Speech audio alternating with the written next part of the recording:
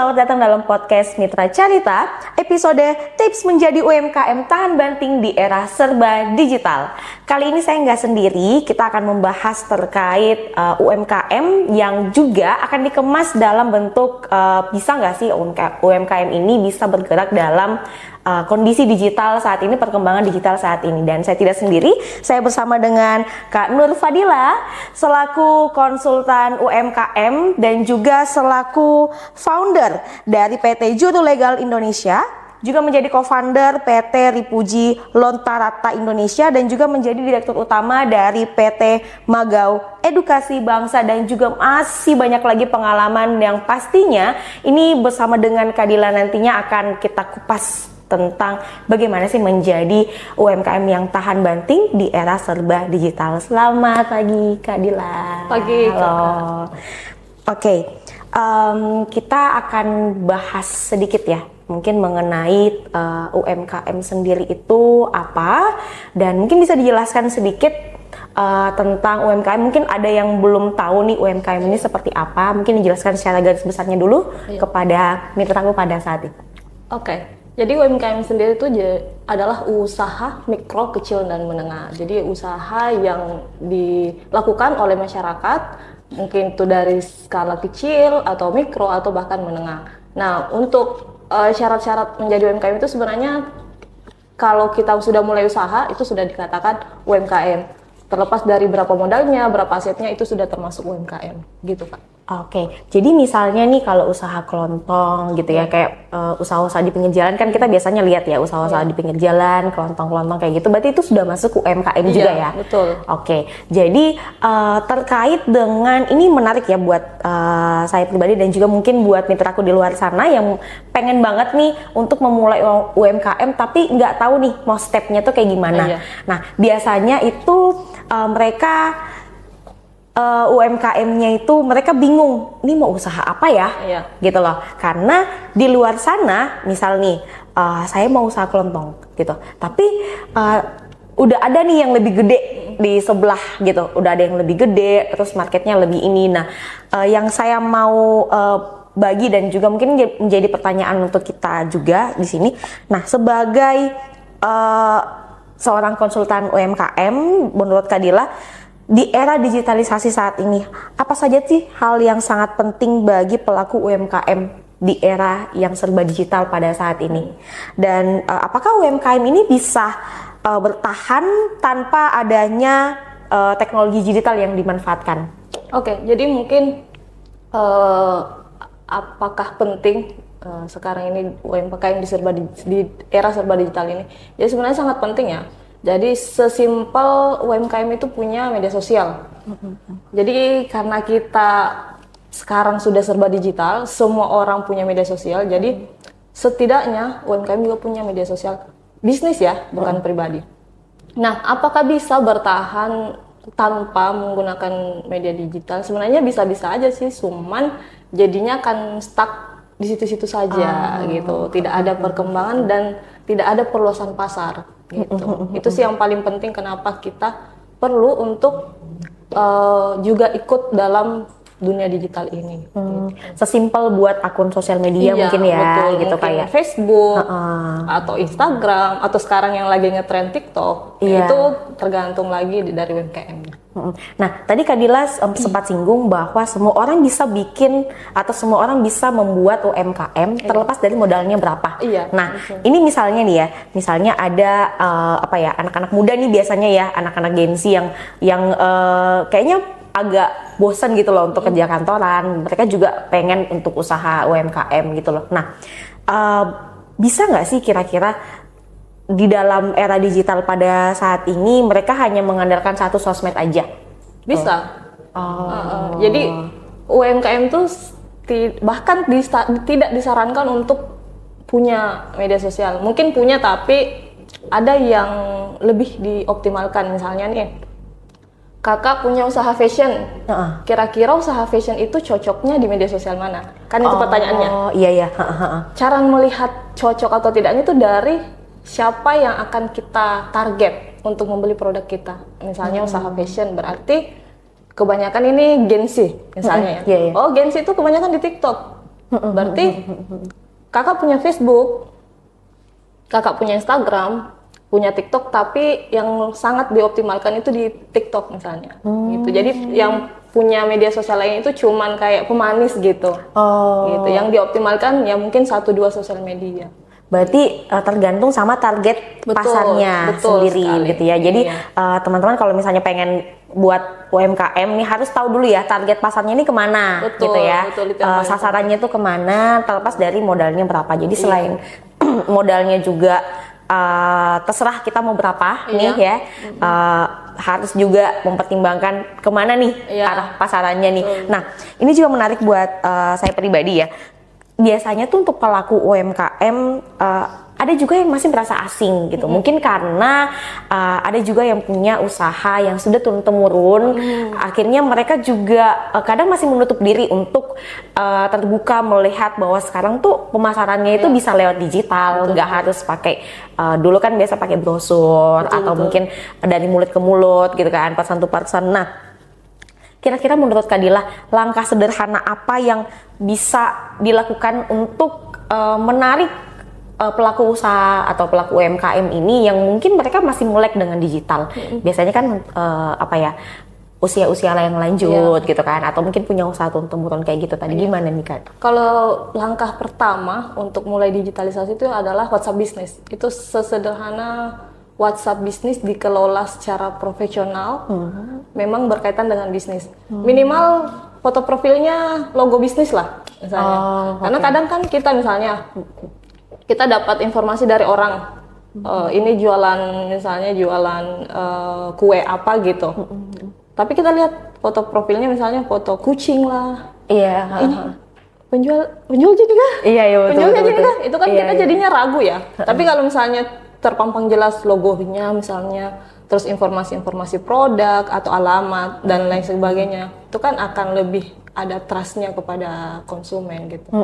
Iya, karena saya juga ini ya melihat juga perkembangan di sosial media gitu kan, apalagi sekarang tuh banyak banget orang-orang yang nge-review usaha orang lain gitu kan. Terus ini kan kemarin sempat lagi booming juga di sosial media tentang seorang yang mereview tempat usaha orang, terus akhirnya mereka menggunakan digital itu untuk hal yang istilahnya menjatuhkan usaha orang lain loh. Mungkin itu yang menjadi pertimbangan kali ya orang-orang. Tapi kalau misalnya kita mau lihat lagi nih, sesimpel yang tadi kakak bilang pakai WA bisnis gitu kan.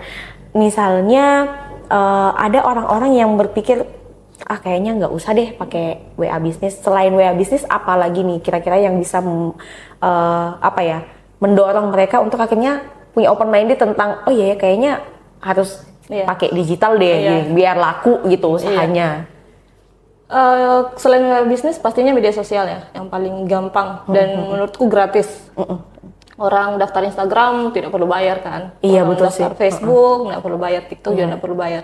Yang jadi acuan mungkin atau yang jadi motivasi teman-teman pelaku UMKM agar mau digitalisasi adalah siapa sih sekarang yang tidak punya media sosial? Iya, betul. Kalau kita lihat data, koreksi ya kalau salah, data dari WR Sosial itu di Februari 2025, pengguna media sosial itu sudah mencapai 140 jutaan orang. Wow. Nah itu coba deh bayangin, 140 juta orang nih harga produk iya sih? 10.000 lah at least ya. Iya, betul. 10.000. Let's say kita bilang konsumen kita 10% dari 140 juta orang, jadi 14 juta. Kali 10.000 ya sudah 14 juta kan? Iya, cuan banget. Nah, itu kan menyala rekening kan? Iya. Sudah kalah berapa kali UMR itu? Iya. Kan? Jadi itu yang jadi motivasi sebenarnya kenapa kita harus digitalisasi.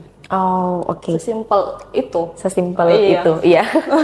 Tapi ini kan sekarang kita mungkin sedikit out of topic tapi kayaknya masih tetap dengan perdagangan.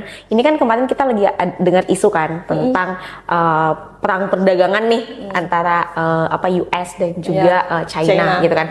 Nah, sebesar apa sih impactnya untuk kita atau mungkin untuk mitraku di luar sana yang punya UMKM? Apalagi kan sekarang tuh orang tuh lebih seneng belanja online semenjak kejadian COVID. Betul. Itu usaha atau omset UMKM tuh melosot tinggi gitu. Jadi sebesar apa sih pengaruhnya terkait dengan perang dagang antara dua negara yang cukup besar ini gitu kan, apalagi ini terkait dengan ekspor impor barang gitu loh. Menurut Kadila gimana nih? Iya, mungkin pengaruhnya kan ke dolar ya. Jadi kan naik. Dolar naik, kemungkinan inflasi terjadi, kemungkinan daya beli menurun. Nah, kalau kita lihat 2025 ini memang perekonomian menurutku sedang tidak baik-baik saja. Jadi kemarin itu kan saat Ramadan, biasanya kan ada banyak tenan-tenan Ramadan tuh. Iya, benar. Dan setelah saya survei beberapa UMKM, ternyata memang banyak yang mengeluh tentang penurunan omset lumayan drastis saat Ramadan. Biasanya misalnya omsetnya 20 juta, sekarang sisa mungkin 7 juta, 8 juta. Itu kan sangat-sangat berpengaruh. Mungkin salah satunya dari pengaruh perang-perang tersebut gitu. Nah, itu jadinya saya merasa ternyata memang secara global itu mempengaruhi negara-negara tertentu, salah satunya Indonesia. Terkhususnya juga Makassar. Kan sangat berdampak menurutku. Iya juga sih, karena kan waktu Ramadan kemarin kan sedikit kalau kita lihat biasa di jalan-jalan, khususnya di Kota Makassar ya gitu, yang notabene ini juga kota yang besar. Kalau misalnya kita jalan tuh nyari-nyari sesimpel takjil atau jajanan-jajanan itu kayak apa ya, sedikit gitu loh, nggak euforianya juga nggak gimana banget gitu kan. Dan itu juga dirasakan pengalamannya juga kebetulan temanku juga ada pelaku UMKM, jadi mereka juga merasa kayak aduh susah gitu loh. Mesti mutar otak lagi untuk target pasarnya di luar sana aja. Jadi tapi itu nggak mempengaruhi mungkin mempengaruhi, tapi jangan sampai semangatnya untuk menjalankan UMKM itu nurun gitu loh, karena kan sudah ini kita harus bisa pinter-pinternya lah untuk untuk mensiasati UMKM itu sendiri. Nah, Kak, saya mau nanya lagi nih tentang media sosial, kayak misalnya tadi Kak Dila singgung Instagram atau TikTok, itu kan bisa menjadi pasaran utama ya, apalagi sekarang anak-anak Gen Z itu lebih senang usaha ketimbang kerja kantoran atau mungkin kerja yang 9 to 5 kayak gitu kan. Nah, banyak UMKM yang merasa kesulitan membuat desain promosi atau visual. Nah, ini juga yang jadi PR untuk UMKM gitu loh. Oke lah kita punya sosmed, oke lah kita punya WA bisnis, tapi ini gimana ya caranya mengemas supaya orang tuh tertarik, karena kan orang-orang juga kebanyakan senang dengan visualnya, looknya ini gimana nih gitu. Misalnya kayak tadi kakak bilang fashion gitu kan, ini mau dibentuk gimana ya gitu biar nanti looknya kayak bagus gitu loh supaya orang tertarik. Nah, menurut kakak apa sih caranya gitu loh, atau mungkin sedikit tips atau mungkin adakah langkah yang lebih sederhana kah bisa dimanfaatkan untuk pelaku UMKM gitu loh, terkait dengan gimana sih caranya mempromosikan kayak gitu? Iya, jadi terkait konten ya. Iya, betul. Promosi. Jadi konten promosi itu sebenarnya susah-susah gampang. Iya. Yang gampangnya adalah sekarang sudah ada ChatGPT. Oke. Jadi ChatGPT menurutku itu adalah satu tools yang bisa digunakan di semua aspek. Kita bisa cari ide konten di situ, kita bisa bikin scripternya atau copywritingnya di situ, kita bisa bikin idenya atau apapun itu bisa di ChatGPT. Dan dibantu dengan ada Canva sekarang, ada CapCut, ada banyak lah tools-tools yang mempermudah. Dan itu bisa sangat mudah untuk digunakan oleh UMKM bahkan ketika masih pemula.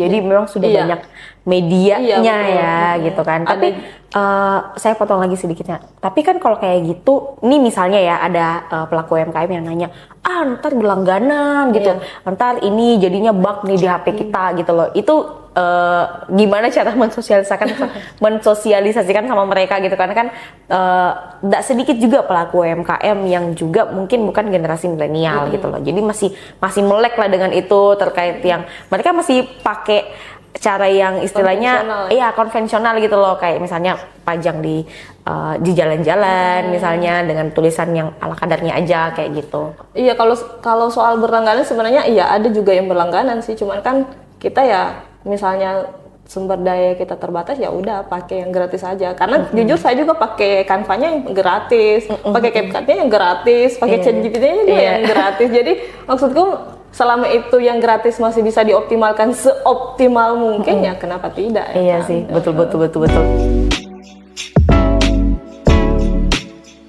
Oke Mitraku, selanjutnya kita akan masuk dalam sesi Q&A.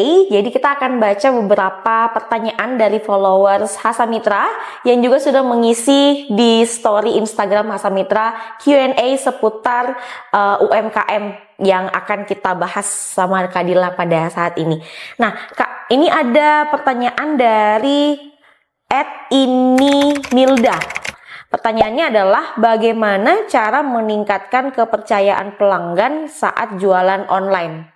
Nah ini kayaknya dia punya usaha online nih. Iya. Gimana cara meningkatkan kepercayaan pelanggan saat jualan online? Mau dijawab? Oke, boleh. Jadi ada beberapa cara untuk meningkatkan kepercayaan pelanggannya di dunia online ini. Yang pertama itu kita rajin posting. Tidak Senin Kamis. Jadi kadang-kadang tuh kita sebagai pembeli lihat media sosial itu, kayaknya sudah tidak menjual ini, karena postingannya mungkin dari tahun kapan ya. Iya benar. Nah makanya rajin posting yang pertama, atau minimal bikin story lah, supaya kelihatan ternyata masih hidup gitu misalnya. Nah yang kedua bisa kita konekkan dengan marketplace. Biasanya orang lebih trust ke marketplace karena dananya akan tertahan di marketplace. Tidak seperti kalau misalnya kita transaksi langsung dengan penjual, itu akan ke rekeningnya langsung, nanti tidak dikirim barangku, gitu kan? Itu kan yang jadi masalahnya. Nah itu sih yang 2 poin pentingnya. Jadi yang pertama rajin posting konten, yang kedua adalah bisa dikonekkan ke marketplace. Karena sebenarnya media sosial itu cuman media mempromosikan.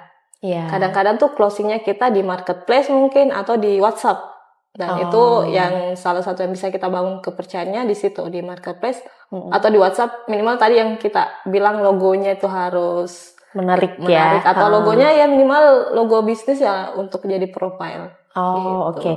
Jadi memang karena memang sekarang ya Kak, ini terkait dengan pertanyaannya followers kita ini tadi ya. Sekarang memang orang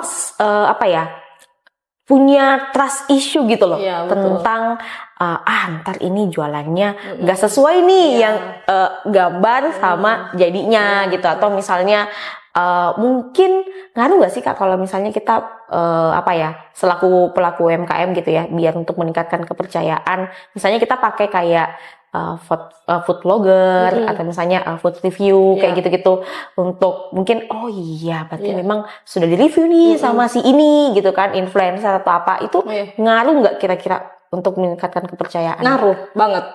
Iya, karena kemarin kan yang review orang food blogger yang review jelek itu kan bisa bikin bangkrut UMKM ya. Iya betul. Jadi kalau juga misalnya di reviewnya bagus ya akan menambah citra UMKM itu sendiri. Jadi menurutku influencer itu antara surga dan neraka ya. Dia bisa memberikan omset yang bagus, tapi bisa bikin pilot atau bangkrut UMKM itu sendiri. Gitu. Oke, jadi banyak banget ya, banyak media yang bisa digunakan. Betul. Yang paling utama adalah rajin posting. Itu dia. Jangan Senin Kamis ya. Oke. Nah, selanjutnya kita mau baca lagi. Ini ada dari. Nah, tadi kalau Kak Dila bahas tentang marketplace. Nah, ini ada yang nanya nih dari Alfia Hamalia.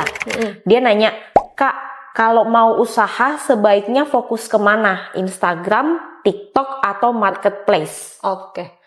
Jadi seperti tadi dibahas lebih awal, kalau mulai usaha itu harus tahu target pasarnya dulu. Kita jualan apa, kita dapat uh, pembelinya itu di mana. Kayak misalnya kita jualan daster misal. Daster itu biasanya kan ibarat lebih banyak ke ibu-ibu ya, ibu-ibu. Nah, kalau ibu-ibu itu biasanya di mana ya? Oh, di Facebook misalnya. Karena ibu-ibu itu sudah jadi penguasa Facebook ya.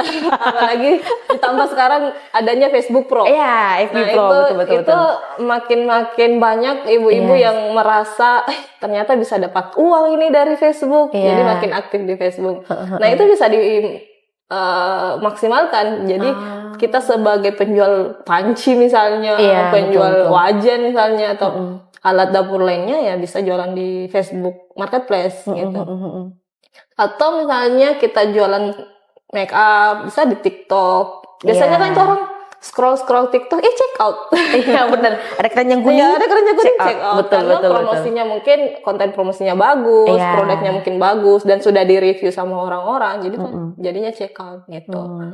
Nah, kalau marketplace sendiri, marketplace kan ada banyak ya. Ada TikTok, ada Shopee, ada Tokopedia, Lazada dan lain sebagainya. Nah, itu juga teman-teman pelaku UMKM harus belajar sebenarnya target pasarku itu banyaknya di marketplace mana sih? Iya. Ya, nggak usah semuanya, nggak usah punya Tokopedia, punya Shopee juga, punya Lazada juga. Satu aja misalnya. Misalnya jualan daster tadi, biasanya daster tuh lebih senang ke ibu-ibu, ke Shopee misalnya. Kenapa di Shopee? Karena Shopee itu karakteristiknya adalah penggunanya, mungkin tidak semua ya, tapi penggunanya adalah kalangan menengah ke bawah. Menengah ke bawah, betul. Nah, jadi kalau untuk menentukan harga, misalnya harganya sudah berapa, misalnya, ternyata ini harganya lumayan kecil lah misalnya, lumayan terjangkau. Bisa jualan di Shopee misalnya. Nah, itu teman-teman pelaku UMKM juga harus pelajari.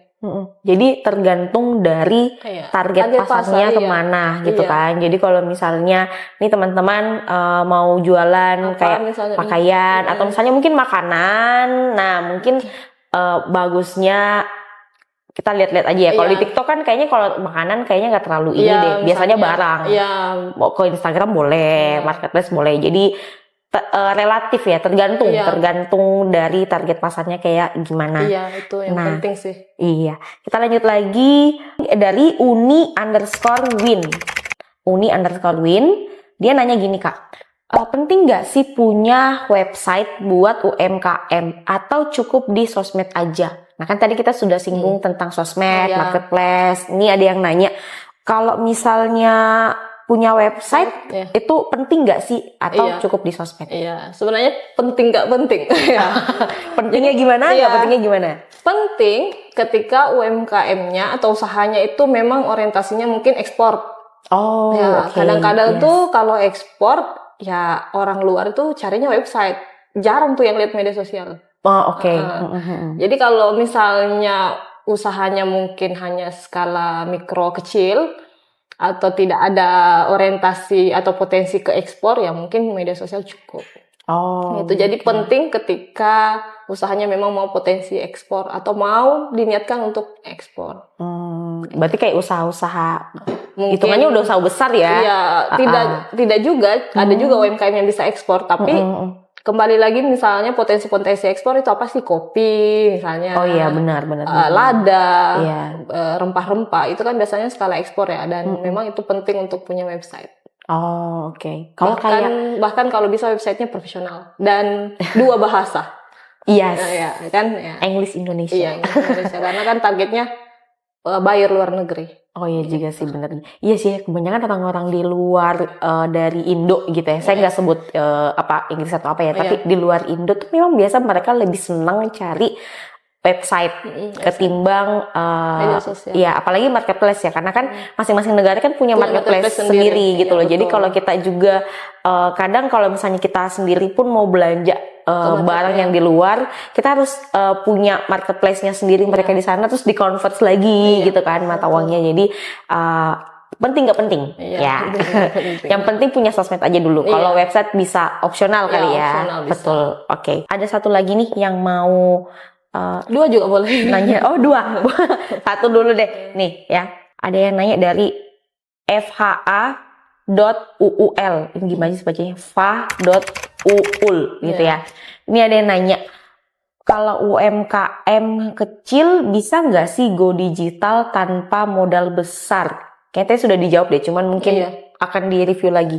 Oke, bisa banget. Bisa. Go digital itu kan ya sesimpel kita punya website bisnis, kita punya media sosial yang memang fokus ke bisnis, atau punya marketplace yang fokus ke bisnis, dan ini semuanya gratis, nggak ada yang bayar. Jadi bisa ya, Iya. sekalipun usahanya kecil. Kita mau bikin konten, kita pakai HP yang ada saja, itu kan berarti gratis ya, karena pasti orang semua punya HP. Tidak usah mungkin muluk-muluk harus iPhone dulu, Yes. harus punya lighting dulu, harus punya ini dulu, nggak usah. Seadanya saya dulu. Yang jelas kita mulai.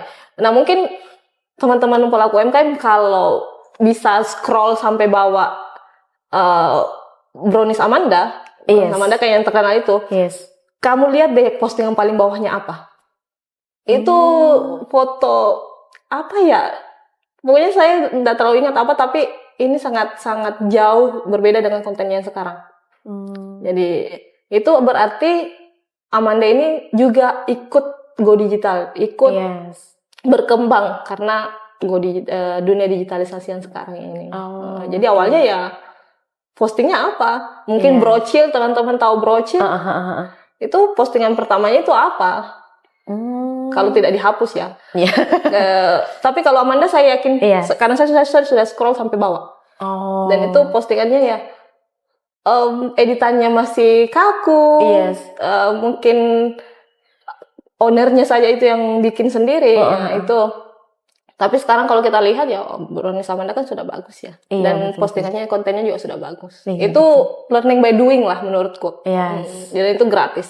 Berarti, selama kita mau dan mau belajar lah ya, mau belajar dan mau lakukan itu semua, saya rasa bisa. Yang penting niat ya guys. Yang penting niat untuk menjual gitu kan. Dan itu yang harus konsisten ya Kak. Betul, gitu. Karena kalau misalnya nggak konsisten juga ya omset yang kita dapat juga ya gitu-gitu aja gitu kan, habis di modal juga dan lain sebagainya. Oke. Boleh satu lagi ya Kak? Boleh satu lagi. Oke, ini ada terakhir ya. Sebenarnya ada banyak yang nanya tuh Q&A di sosial media, di Instagramnya Hasan Mitra. Cuman kita akan filter dulu karena habis ini masih ada diskusi lagi yang lebih lanjut tentang seputar UMKM ini. Jadi ini kita baca yang terakhir ya teman-teman, dari ADNR KBR ya Instagramnya. Terus dia nanya gini Kak, ada rekomendasi nggak strategi marketing tapi yang low budget? Nah kan tadi kita sudah diskusi sama-sama tentang bisa kok modalnya berapa gitu kan. Nah yang ditanyain sama followers kita ini rekomendasi strategi marketingnya kalau misalnya yang low budget. Oke. Jadi strategi marketing, karena kita ngomongin dunia digital ya, ada dua. Jadi ada organik dan berbayar. Jadi yang organik itu ya yang rajin posting, bikin konten menarik dan sebagainya. Nah yang berbayar ini iklan. Jadi mungkin teman-teman biasa lihat konten bersponsor, nah itu iklan. Itu kita membayar sejumlah uang ke Meta untuk diiklankan konten kita di media sosial. Nah itu mulai dari 16 ribuan per hari. Itu menurutku low budget ya. Wow. Dan jangkauannya itu bisa 500 orang sampai 600 orang bisa. Tergantung sespesifik apa kita menentukan target pasar. Misalnya nih, kita mau menjangkau Makassar tok. Itu jangkauannya akan lebih luas atau akan banyak yang dijangkau dan harganya lebih murah. Tapi kalau kita mau menjangkau seluruh Indonesia, itu akan bayarannya akan lebih mahal. Tergantung gitu. cakupannya cakupan pasarnya ya. Iya, misalnya juga range umurnya kita besar, misalnya dari 25 sampai 45 itu kan lumayan besar ya. Itu akan menggunakan atau mengeluarkan biaya yang lebih besar. Tapi jika umurnya lebih spesifik, misalnya 25 sampai 30 saja, itu akan mengeluarkan biaya yang lebih kecil. Itu tergantung semua. Nanti di setting di iklannya gitu. Saya baru tahu itu kalau kayaknya itu berbayar ya. Berbayar sekitar 16.000. Kalau ada PPN 11% mungkin ya 19 ribuan lah. 19 ribuan. Itu lumayan loh Kak. Iya, itu per hari. Kan per hari. Itu lumayan low budget menurutku. Dan itu pasti akan sering ya. dampaknya, iya. Iya, akan sering karena kan orang akan sering mengakses itu dan itu Iya. kan pasti muncul Betul. kan. Wow, Iya. oke. Itu yang low budget ya, Iya. yang low budget. Jadi bisa sederhana banget ya sebenarnya. Iya. Mungkin juga jadi informasi. Jadi kita ke dunia digital itu atau marketing itu tidak hanya tujuannya penjualan. Jadi ada namanya brand awareness. Oke. Jadi brand awareness itu bagaimana brand kita ditahu dulu sama orang. Oh. Jadi iklan yang 16.000 tadi bisa digunakan untuk brand awareness supaya orang melihat konten kita atau usaha kita itu berulang-ulang kali di Instagramnya mereka. Oh, biar tahu nih ini Iya. apa sih? Iya. Kok muncul terus? Iya. Jadi gitu loh. orang kan pertama lihat udah skip. Iya, betul. Tapi lihat kedua kali lagi, apa sih ini? Dibuka. Iya. Terus lewat lagi. Ini jualan apa sih sebenarnya? Dibuka, didetailkan, dilihat. Nah, itu funneling marketingnya itu ada gitu. Oh. Jadi mulai mungkin dari 16.000 hari pertama 16.000 orang cuma lihat tok dan Yes. skip. Mungkin di hari selanjutnya orang sudah mulai kepo. Mungkin di hari ke-7 mungkin orang sudah beli. Yes. Nah, gitu. Dan Jadi, pasti pada akhirnya tahu dari iklan itu Instagram, tadi. iya, gitu. Oh, oke. Jadi memang ini teman-teman kalau misalnya mau mulai usaha ya, nggak harus digital juga. Kalau misalnya kita sudah ada di era digital, sarannya Kadila mending langsung aja Masuk, ke iya. digital. Tapi bukan hanya untuk penjualan tok, tapi juga kita bisa untuk tadi namanya brand awareness gitu loh. Jadi untuk mengetahui tentang ini brandnya kita ini apa sih gitu loh, yang kita jual ini apa gitu kan. Setidaknya orang itu ngeh kalau produk kita ada gitu. Nah, itu dia di tengah-tengah Produk kita ini ada di dunia gitu. di tengah-tengah Iya. banyak, tapi kan bisa juga ya karena kan banyak anak-anak sekarang atau mungkin juga sekarang juga kan bapak-bapak, ibu-ibu, apalagi yang tadi Kadila kebanyakan tuh pelaku usaha itu kan perempuan, Iya, perempuan, ibu-ibu rumah betul. tangga yang memang gabut, nggak punya kesibukan Iya. gitu kan. Jadi itu suatu ini juga sih, jadi meningkatkan daya beli orang juga akhirnya dengan melihat iklan itu Iya, tadi. betul. Terkait dengan perkembangan digitalisasi ya, khusus untuk UMKM. Nah, ada nggak sih Kak mungkin semacam testimoni atau mungkin Kakak pernah lihat sendiri gitu loh, contoh usaha selain tadi ya, selain tadi yang Brownies Amanda itu, ada lagi nggak sih usaha yang Kakak lihat sendiri nih, Iya. ini tuh mulai dari bawah Iya. gitu, mulai dari awal yang nggak sentuh digital, terus akhirnya karena sudah ada perkembangan digital yang masuk, mereka juga coba beradaptasi sampai akhirnya mereka bisa gitu loh. Ada nggak sih? Jadi ada usaha sendiri nih, usahanya ibuku sendiri. Oh iya. Jadi Oke, ini menarik Ripuji Lontarata Indonesia itu ya foundernya ibuku. Wah. Saya ke foundernya. Nah, Mantap. Ripuji Lontarata itu sendiri dulu namanya Rose Collection. Setelah branding baru namanya Ripuji Lontarata. Itu di tahun 2015 ya kalau nggak salah ingat. 2015 itu ibu menjual hanya ketika ada pertemuan majelis taklim Oh, oke. atau seragam majelis taklim, Yes. pertemuan arisan kelurahan, arisan PKK, pertemuan kelurahan dan lain sebagainya. Menjualnya hanya sekedar itu. Oke. Mungkin dibeli sama orang luar itu kalau kebetulan kenal dengan ibuku di majelis taklim kelurahan dan lain sebagainya. Oh, iya. Nah, hanya sekedar itu. Oke. Tapi setelah saya terjun, bantu, itu di 2019, mulai punya media sosial, itu peningkatan omsetnya bisa 5 kali lipat, Kak. Wow. 5 kali lipat. Ngaruh besar ya Kak? Ngaruh banget.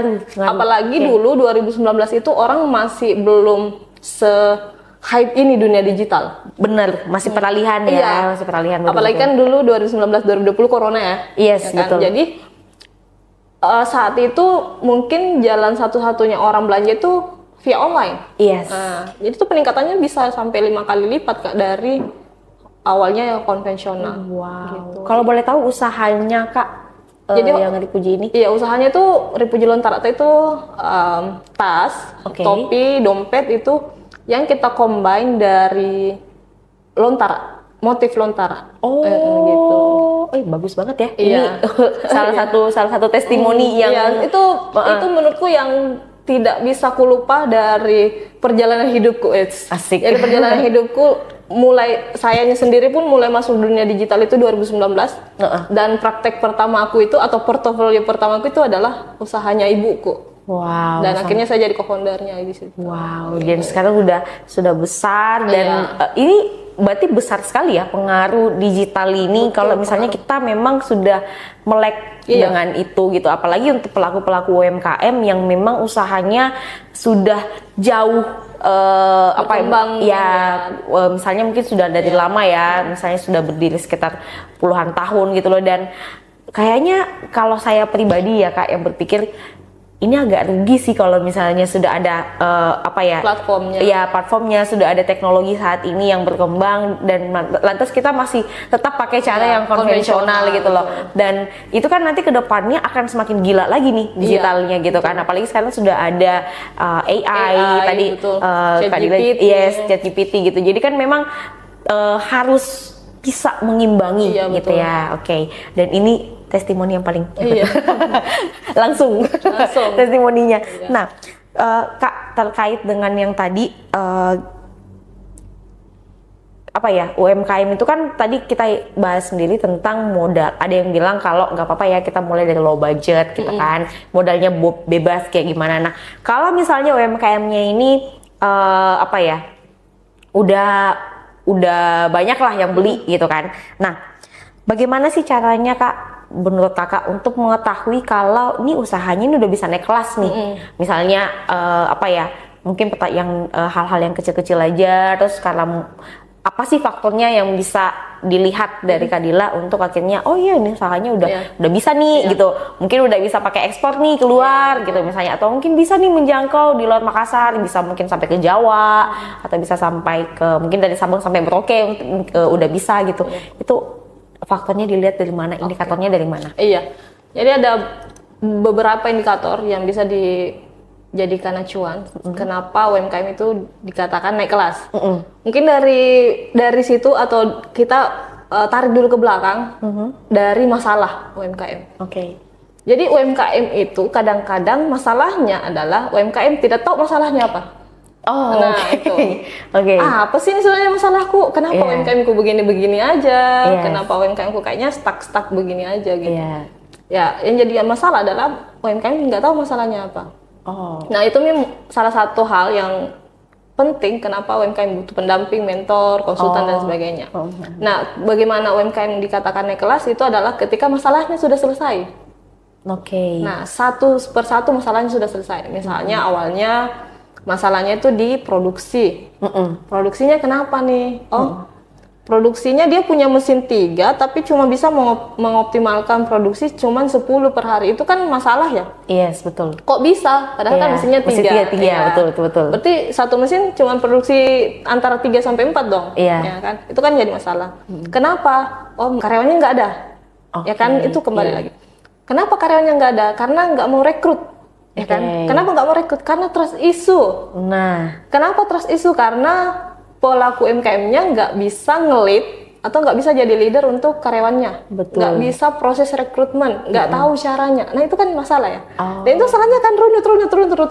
Ya, sampai dapat akarnya. Iya, sampai dapat akarnya. Nah, itu UMKM yang nggak bisa menganalisa sendiri dirinya. Nah, makanya untuk tahu itu ya butuh pendamping. Nah, jika sudah tahu usahanya, nanti kita perbaiki satu persatu. Ketika masalahnya masalah utamanya sudah selesai, itu sudah bisa naik kelas. Berarti penting sekali ya di tengah-tengah UMKM ini, penting banget yang namanya kita butuh mentor betul. Kita butuh konsultan UMKM supaya itu bisa mendorong kita dan memotivasi kita selalu bahwa permasalahan-permasalahan yang ada di UMKM itu bisa teratasi gitu loh. Karena sekarang emang banyak ya usaha-usaha khususnya kalau nggak jauh-jauh deh Kak, di Makassar aja ya Kak. Di Makassar itu kan banyak banget usaha yang memang dikelola oleh keluarga sendiri dan mereka juga jarang untuk melibatkan orang lain karena itu tadi trust issue dan lain sebagainya. Tapi ini yang saya nanyakan lagi ya Kak, kalau misalnya perlu nggak sih ada yang istilahnya wadah untuk membuat mereka semakin tahan banting lah gitu loh, untuk ada nggak sih apa ya, langkah atau mungkin wadah seperti apa yang mereka bisa dapatkan supaya mental mereka sebagai pelaku UMKM ini tetap tahan banting di era digital. Harus ngapain nih gitu loh. Salah satunya mungkin bisa berkomunitas ya. Oke. Jadi berkomunitas dengan sesama UMKM biasanya itu akan sangat berpengaruh. Ketika kita punya teman sesama UMKM dan ngumpul nih dan kayaknya saya gini-gini aja ya gitu. Itu akan ke-trigger untuk kita maju lagi. Atau selain ke-trigger kita akan tahu UMKM ini caranya kayak gini mengelola usaha. Caranya kayak gini untuk dapat karyawan yang baik. Caranya kayak gini. Itu akan ada informasi-informasi gitu. Jadinya kita akan merasa kita punya support system yang punya tujuan yang sama-sama mau mengembangkan UMKM gitu. Apalagi pastinya kalau misalnya kita ngumpul sudah bahas misalnya omset nih yang sensitif ya kan, kayak omsetnya dia segini lagi, misalnya sudah sampai 3 digit misalnya atau 2 digit, lumayan ya. Saya omsetku masih segini, itu akan jadi motivasi tak langsung. Iya betul karena untuk kelihatan. Iya karena lihat langsung lah, ternyata bisa lah omsetnya sekian. Apalagi misalnya dengan core bisnis yang sama. Misalnya sama-sama kuliner, sama-sama fashion, itu akan jadi kok bisa dia ya gitu. Pasti akan kita nanya, gini. Itu akan jadi motivasi dan dapat masukan dari teman yang mau berbagi. Oke, betul. Jadi pentingnya komunitas. Iya.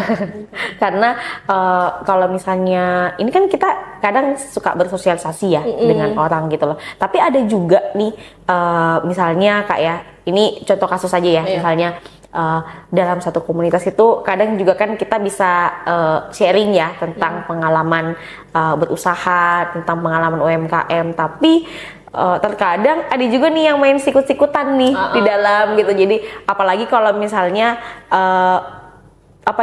usahanya tuh sama gitu loh, misalnya sama-sama fashion atau misalnya sama-sama kuliner atau sama-sama elektronik gitu loh. Kadang itu suka sikut-menyikut, ternyata strateginya gini, nyiplak gitu kan. Itu gimana sih, itu kan terkait mental juga ya Kak gitu kan. Kalau yang kayak gitu kan sebenarnya banyak ya, mau itu di dunia kerja, dunia bisnis, kehidupan sehari-hari juga kita tidak akan terlepas dari orang-orang yang seperti itu.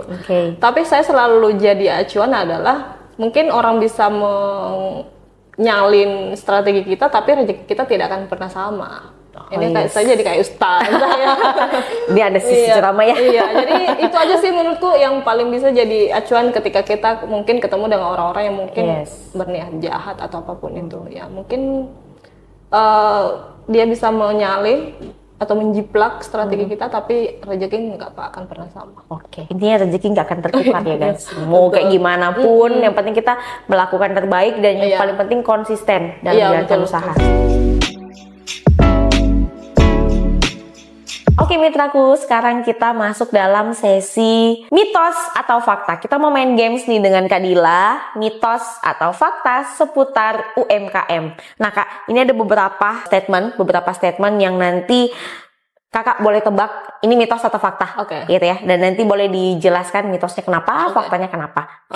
Yang pertama, mitos atau fakta UMKM harus aktif di semua platform sosial media supaya bisa sukses. Mitos, karena UMKM cukup fokus di beberapa sosmed saja, tidak perlu semuanya. Tidak perlu semua.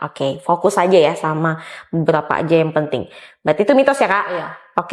Nah selanjutnya, mitos atau fakta punya modal besar adalah kunci utama biar UMKM bisa bertahan di era digital. Mitos. Karena bisa gratis. Tadi kita sudah bahas ya. Berapapun modalnya itu bisa. Nah, selanjutnya nih, mitos atau fakta, semakin sering kasih diskon, semakin besar kemungkinan pelanggan jadi loyal. Fakta. Jadi orang suka diskon. Iya juga. Apalagi orang Indonesia. Iya juga sih. Suka diskon. Kalau ada sale ya kan. Mitos atau fakta? Kalau produk bagus, promosi nggak perlu terlalu gencar. Mitos. Iya, karena orang tahu produk bagus, kalau nggak dipromosikan, orang nggak bakalan tahu produkmu. Event itu bagi kita mungkin udah bagus ya. Kalau nggak dipromosikan juga nggak bakalan ditahu sama konsumen. Berarti tetap harus promosi ya. Berarti mitos kalau gitu. Lanjut nih Kak, mitos atau fakta, jualan di marketplace lebih menguntungkan daripada jualan di media sosial. Mitos, karena semua masing-masing ada target pasarnya. Oke, Ya, jadi mungkin ada yang lebih senang atau lebih cocok di marketplace, ada lebih cocok di media sosial. jadi nggak menentu ya, terserah mau di mana aja, yang penting cuan. Iya. Oke, lanjut nih, mitos atau fakta, UMKM harus ikut semua tren biar tetap relevan. Mitos. No. Jadi ada mungkin beberapa tren yang kita nggak boleh FOMO-FOMO gitu. Oh, gitu. padahal kenyataannya banyak nih ya Iya. FOMO Iya, UMKM nih. banyak. Oh, berarti Nggak perlu semua. nggak mesti Tapi ya? ya, tapi kalau mau ikut tren ya ikut, tapi nggak perlu semua. Berarti sesuai kebutuhan. Sesuai kebutuhan, Oke. betul sekali. Nah, kita lanjut lagi. Mitos atau fakta, digital marketing itu ribet dan cuma cocok buat bisnis besar. Mitos.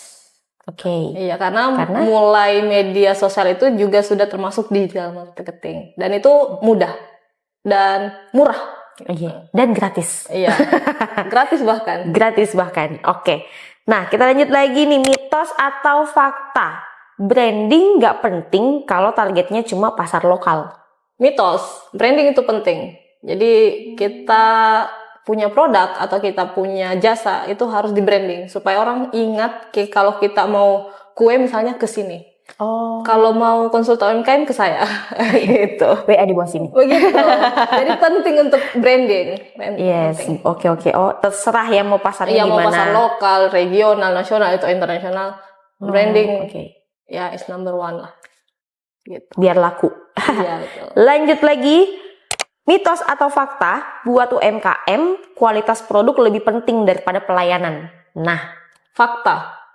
oh, Salah satu hal yang bisa bikin kita bertahan ya kualitas produk. Kadang-kadang kita ya udahlah mau karyawannya jutek misalnya, tapi karena kita suka produknya bagus, kadang-kadang kita akan stay di situ. Oh, Tapi ada juga yang sebaliknya. Cuman kalau saya sih menurutku lebih penting kualitas produk. lebih penting kualitas produk. Tapi bukan berarti pelayanan harus Iya, ini ya, jelek, harus iya. judes, Betul. jutek gitu kan, enggak ya. Tapi tetap kalau pelayanannya ramah juga, Iya. cuman kualitas produknya abal-abal Iya, kan betul. orang juga bisa ini kan. Cuma beli satu kali gitu. Ya betul, cukup tahu. Oke, nah yang terakhir nih Kak, mitos atau fakta, automasi dan teknologi justru bikin bisnis jadi nggak personal. Fakta. Oh, Iya. kenapa tuh Kak? Jadi kita tuh kadang misalnya chat pakai di Instagram ya ada sistem otomasi, dia akan balas otomatis. Yes. Tapi itu jadinya kayak kaku. Oke. Dan kita tidak into konsumen jadinya. Yes. Kita tidak ada feel karena yang balas juga robot, jadi itu nggak ada feel-nya. Kita semua hal bisa digantikan oleh AI dan bisa dilakukan oleh AI kecuali punya perasaan. Iya juga Gitu. sih. Dan kadang juga kalau kita nanya kayak gitu, tidak menjawab secara full Iya, pertanyaan Iya. kita, jadi agak greget juga kalau mau nanya. Oke. Jadi itu menurutku salah satu hal yang harus dimiliki oleh UMKM adalah punya rasa empati yang besar ke konsumennya. Berarti fakta. Punya feel gitu. Karena kalau kita punya feel kan bisa langganan. Iya, betul. Kita ada keterkaitan secara personal. Oke. Nanti jadi bestie sama konsumennya. Nah, dapat diskon. Dapat diskon, betul.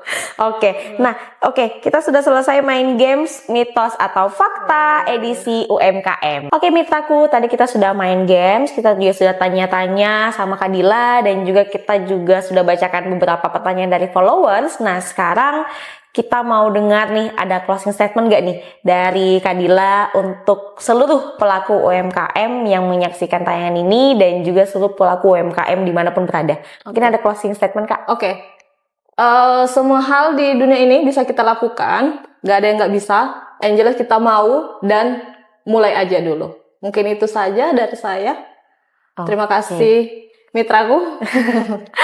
Oke, jadi harus mulai dulu, yang penting yakin ya, yang penting konsisten dan gak ada kata gak bisa. Iya. Apalagi di era digital sekarang ini, teman-teman atau bapak ibu atau saudara-saudara yang sudah punya usaha, yuk kita sudah mulai bergerak ke era digital. Karena seperti yang Kak Dila bilang tadi, jangan sampai termakan zaman. Betul. Oke, jadi ada ngeri-ngerinya, ada nggak ngeri-ngerinya juga. Tapi semuanya pasti kalau dilakukan dengan konsisten bisa berjalan dengan baik. Oke, dan demikianlah podcast kita pada hari ini Mitra Carita edisi UMKM, yaitu tips menjadi UMKM tahan banting di era serba digital bersama dengan Kadila. Terima kasih dan sampai ketemu dalam podcast Mitra Carita berikutnya. Bye-bye.